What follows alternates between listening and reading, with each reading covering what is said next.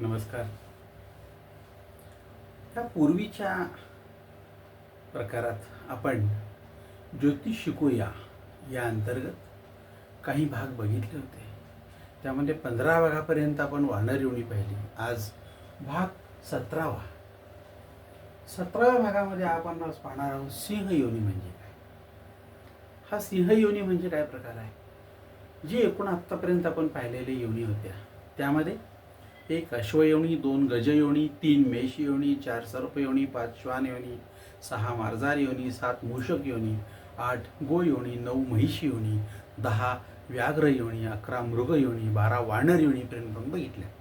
आणि आता आपण बघणार आहोत 13 नंबरची मुंगूस योनी नंतर बघणार आहोत. त्यामुळे राहिली 14 नंबरची सिंह योनी. हा सिंह योनी हा का प्रकार आहे.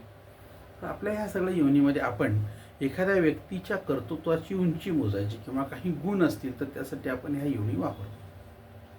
सिंह योनी हा प्रकार. आता बघा, एका मराठी म्हणीमध्ये आपण ह्या गोष्टी वापरलेल्या आहेत. तानाजी मालुसरेंनी आपल्या घरचं लग्न सोडून जी स्वारी केली, त्यानंतर महाराजांनी त्यांच्याबद्दल काय उद्गार काढले होते. गड आला पण सिंह गेला. म्हणजे माणसाच्या अफाट कर्तृत्वाचा जर एखादा शब्द वापरायचा असेल तर सिंहासारखा माणूस होता. आज आपण म्हणतो, आजही म्हणतो, इतकं चांगलं उत्तुंग कर्तृत्वणारा माणूस हा सिंह. म्हणजे आपण अशा कर्तृत्वाच्या माणसाच्या किंवा अशा कर्तृत्वाबद्दल एखाद्या सिंहाचा, जंगलचा राजा, अशी योनी आपण वापरतो किंवा असा शब्द वापरतो. प्रत्यक्षात त्या सिंहाचा त्या माणसाचा काही संबंध नाही, पण त्या सिंहा एवढं कर्तृत्व असणं असा शब्द अर्थ असेल त्याचा. चला, आज आपण बघणार आहोत की सिंह योनी म्हणजे काय. सिंह योनीमध्ये धनिष्ठा आणि पूर्वा भाद्रपद अशी 2 नक्षत्र आहेत. हे धनिष्ठा नक्षत्र आहे ते 20 नंबरचं आणि पूर्वा भाद्रपद आहे 25 नंबरचं नक्षत्र आहे. हे धनिष्ठा नक्षत्र जे आहे ते द्विधा मनस्थितीचं म्हणजे 2 भागात वाटले गेलेलं आहे. पहिला आणि दुसरा भाग हा मकर राशीमध्ये येतो आणि तिसरा आणि चौथा भाग कुंभ राशीमध्ये येतो. त्यामुळं या नक्षत्राला द्विपाद नक्षत्र असा शब्द वापरला गेलेला आहे. आणि हे पूर्वा भाद्रपदा नक्षत्र आहे ते पण सेम तसंच आहे. सेम तसं म्हणजे हे कुंभ आणि मीन राशीमध्ये वाटलं गेलेलं आहे. पण कुंभ राशीत याचा जो भाग आहे तो 75% येतो. 3 भाग, पहिला, दुसरा, तिसरा, आणि 25% म्हणजे उरलेला चौथा भाग आहे तो मीन राशीमध्ये गेलेला आहे.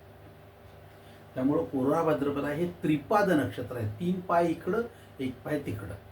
यामुळं 1 नक्षत्र त्रिपाद आणि 1 नक्षत्र द्विपाद असे दोन्ही नक्षत्र सिंह योनीचे आहेत. आता आपण यांचा विचार करू. या सिंह योनीच्या नक्षत्रामध्ये हे धनिष्ठा नक्षत्र आहे. हे याची नाडी आहे मध्य. याचा अर्थ असा की मध्य नाडीचे लोक आहेत त्यांना साधारणपणे वात या स्वरूपाची प्रकृती लाभलेली असते. त्यामुळे वात प्रकृतीचे लोक म्हणजे धनिष्ठा नक्षत्राचे लोक. त्यानंतर यांचा अभ्यास करताना वात प्रकृतीबद्दल करावा लागतो की काय यांना दोष आहेत, यांच्यात काय आहे अडचणी, यांना काय करायला पाहिजे असा आपण विचार करणार. त्यांचा गण आहे राक्षस. म्हणजे आता इथं गण बघितला तर हा राक्षस गणाची व्यक्ती जी बघितली आपण तर ती नेहमी आक्रमक असते. आक्रमक असते याचा अर्थ असा की ह्यांचं अधाशीपण कोणत्याही गोष्टीतलं, म्हणजे काम करण्याचा असो, खाण्याचा असो, पैसे मिळवण्याचा असो, हे सगळं अधाशीपण आपल्याला चमत्कारिक वाटतं. म्हणजे एखाद्या माणसानं 2, 4, 5 लाडू खाल्ले तर आपण काय म्हणणार नाही, पण 20, 30, 40 खाल्ले तर आपण त्याला अधाशी म्हणणार. याचा अर्थ असा की ते काम आपण जमतंय त्याच्यापेक्षा कितीतरी पटीनं मोठं करतात, त्याला आपण ते अधाशीपण असा शब्द वापरतो. त्यामुळं हा राक्षसगणाची नक्षत्र हे या लोकांच्याकडनं एवढं मोठं काम अपेक्षित असतं आणि ते करतात. मुख याचं ऊर्ध्व मुख आहे. ऊर्ध्व याचा अर्थ असा की पुढे, म्हणजे भविष्याबद्दल फार मोठी विचार करून आपल्या डोक्यामध्ये मालिका तयार करणारे लोक, त्यांचा विचार जो आहे तो ऊर्ध्वमुखी, फार मोठा भविष्याचा विचार करणारे लोक. यांची दृष्टी आहे अंध. अंधदृष्टी म्हणजे काय, दिसतं, एखादी गोष्ट जाणवते पण त्याबद्दल जास्त बोलायचं नाही, असा जर प्रकार बघितला तर त्याला अंधदृष्टी असं म्हणतात. अंधदृष्टी म्हणजे डोळे बंद नव्हे, एखादी गोष्ट पाहिली कळली पण त्याकडे दुर्लक्ष. म्हणजे एखादी शाळा आहे आणि परीक्षा चालू आहे आणि एखादी शिक्षक तिथं सुपरवायझर म्हणून काम करतात. एक मुलगा या सगळ्या वर्गामध्ये खिशातनं हळूच एक चिठ्ठी काढतो आणि त्या पेपरमध्ये घालतो आणि बघून लिहित असतो. त्याच्या शेजारच्या मुलांना कळतं की हा कॉपी करतोय. शिक्षकांना पण लक्षात येतं. पण जर समजा लक्षात नाही आलं आणि त्यांनी पाहिलंच नाही आणि त्यांनी लक्ष दिलं नसेल तर ते दुर्लक्ष म्हणायचं. तर त्यांचं काम लक्ष द्यायचं आहे. पण त्यातनंही त्यांनी पाहिलं, तो बघतोय, कॉपी काढतोय, ठेवतोय, बघतोय आणि लिहून घेतोय त्यातनं, हे त्यांनी पाहिलं, तरी पण त्यांनी तिकडं मुद्दाम गेले नाही. तरी त्या मुलांना एकदा बघितल्यावर ते हसले. मुलगाही हसला. म्हणजे त्याला कळलं की ह्यांना माहिती आहे आता ते बघत नाहीत आपल्याला. याला म्हणायचं अंधदृष्टी. पाहतोय, सगळं दिसतंय, पण आपण बोलत नाही. आपला मुलगा बिघडत चाललाय, आपल्या मुलाच्या तोंडाला आवाज येतोय बाहेर आल्यानंतर, आपला मुलगा तंबाखू खायला लागला, आपला मुलगा सिगरेट ओढायला लागलाय, आईला वडिलांना माहीत असतं, पाहिलेलं असतं कुठंतरी, पण नको एखाद दुसऱ्या वेळी केलं असेल असं म्हणून त्याचे हे सगळे दुर्गुण झाकून ठेवणारी आई अंधदृष्टी, वडील अंधदृष्टी असं मी म्हणेन. माहिती आहे, जाणवतंय, पण मुद्दाम दुर्लक्ष, जाणून बुजून करणं, याला अंधदृष्टी असं म्हणतात. या नक्षत्राच्या लोकांचं वैशिष्ट्य आहे, हे अंधदृष्टीचे लोक आहेत. आता ही रास जी आहे ती आपण बघितली. मकर आणि कुंभ यामध्ये 4 जे चरण आहेत त्यातला पहिला आणि दुसरा जे 50% भाग हा मकर राशीत आणि राहिलेला 50% भाग हा कुंभ राशीत येतो. त्यामुळं हे नक्षत्र अर्ध इकडं आणि अर्ध इकडं असल्यामुळे ह्याला आपण द्विपाद असं म्हणतो. 50-50% वाटलं गेलेलं आहे. तसंच त्याचा वर्ण बघितला तर एकाच वेळी हे 2 वर्णाचे, म्हणजे जेव्हा मकर राशीत असेल तेव्हा ते वैश्य वर्णाचं असतं. म्हणजे व्यापारी दृष्टिकोनातून विचार करण्याला माणसाला प्रवृत्त करतं. फायदा तोटा ह्या गोष्टी सारख्या डोक्याचा असतात त्याच्यात. आणि शूद्र वर्णाचा कुंभ राशीमधला म्हणजे काय, विचार करत असताना चुकीचा विचार पहिल्यांदा मनात येणं आणि त्याच्यावर चिंतन करायला लावणं, हा त्या माणसाच्या प्रवृत्तीचा दोष असतो. असं असेल तर त्याला मी शूद्रवर्णी विचार असं म्हणतो. आणि तत्व कुठला आहे, ज्यावेळी हे धनिष्ठा नक्षत्र मकर राशीत असेल त्यावेळी त्याला आपण पृथ्वी तत्वाचा म्हणतो. म्हणजे त्या व्यक्तींना सहनशीलता जरा जास्त आहे, राग कमी येतो नाही असं नाही, परंतु लगेच प्रवृत्त व्हायला किंवा रिॲक्ट व्हायला लावत नाही, तो थांबायला लागतो, सहनशील असतो, म्हणून आपण त्याला पृथ्वी तत्व असं म्हणतो. आणि वायुतत्व म्हणजे काय, ज्यामध्ये आपल्याला जे आहे त्यापेक्षा जास्त मोठं करून सांगण्याची प्रवृत्ती. म्हणजे कधी भांडणं पाहिली असतील तर ते आपण मोठं करून सांगतो. बाजारात एखादी घटना घडली असेल, तिच्यावर एखादा सिनेमा येतो, तर ते आहे तसं कधी त्यात घेतलेलं नसतं. ते वायुतत्वाचे लोक असतात, ते त्याचं मोठं व्यापारीकरण केल्यासारखं करतात आणि मग त्याचा बाजारात गवगवा होतो. म्हणजे वायुतत्वामध्ये जे आहे त्यापेक्षा मोठं असेल केलेलं तर त्याला आपण वायुतत्व म्हणतो. हे बरोबर तुम्हाला धनिष्ठा नक्षत्र कुंभ राशीमध्ये मोठ्या प्रमाणात दिसतं. आता ह्या प्रकारांचा विचार केला, सिंह योनी धनिष्ठा नक्षत्राची आहे. तशीच दुसरी एक योनी आहे, तिला आपण म्हणतो पूर्वा भाद्रपदा. ही सलग 2 नक्षत्र आहेत बरं का. म्हणजे आपल्याकडे काही नक्षत्रांची नावं, पूर्वा नावाचं एक दुसरं नक्षत्र आहे अजून, ते सिंह राशीमध्ये आहे, पूर्वा फाल्गुनी. लक्षात घ्या, पूर्वा फाल्गुनी, त्यानंतर पूर्वा भाद्रपदा. हे नक्षत्र 25 नंबरचं, हे मीन राशीमध्ये आलं. आणि कुंभ राशीमध्ये हे नक्षत्र कसलं आहे, आद्य नाडीचं आहे. याचा अर्थ असा की ह्या लोकांना कफ प्रवृत्तीचे त्रास असतात. कफ प्रवृत्ती असणं, प्रकृती कृश असणं, पण सततपणे आजारपणाचा अंमल जास्त असतो त्याच्यावरती. आद्य नाडीचे लोक आहेत. ही मनुष्यगणाची नक्षत्र आहे. मनुष्यगणाचं नक्षत्र याचा अर्थ असा की व्यक्तीला देवगण आणि राक्षसगण ह्या दोन्ही गणांचा मध्य सुवर्णमध्ये साधणारं म्हणजे काय, तर मनुष्यगण. ह्याच्यामध्ये बरेचसे गुण देवगणाचे, बरेचसे गुण जे आहेत ते राक्षसगणाचे आहेत. म्हणजे अशी मुलं शाळेमध्ये असतात की ज्यांना चांगलं आहे असं छान म्हणावं, तोपर्यंत त्याच्याकडून काहीतरी असं वर्तन घडतं की आपण त्याला अक्षरशः मारावं की शिव्या द्याव्या असं आपल्याला वाटायला लागतं. अशी बरोबर विचार केला तर हे लोक मनुष्यगणाचे आहेत. आणि हे पूर्व भाद्रपद नक्षत्र हे अधोमुखी आहे. अधोमुखी म्हणजे खाली पाहणारं, म्हणजे मागं, भविष्यापेक्षा वर्तमानापेक्षा आपण भूतकाळामध्ये जास्त रमतो, अशा लोकांसाठी अधोमुख असं म्हटलेलं आहे. अधो मागे पाहणारं. अधो म्हणजे प्रत्यक्षात खाली, खाली पण म्हणजे मागे. हा जो प्रकार बघितला तर हे लोक जास्त रमतात भूतकाळामध्ये.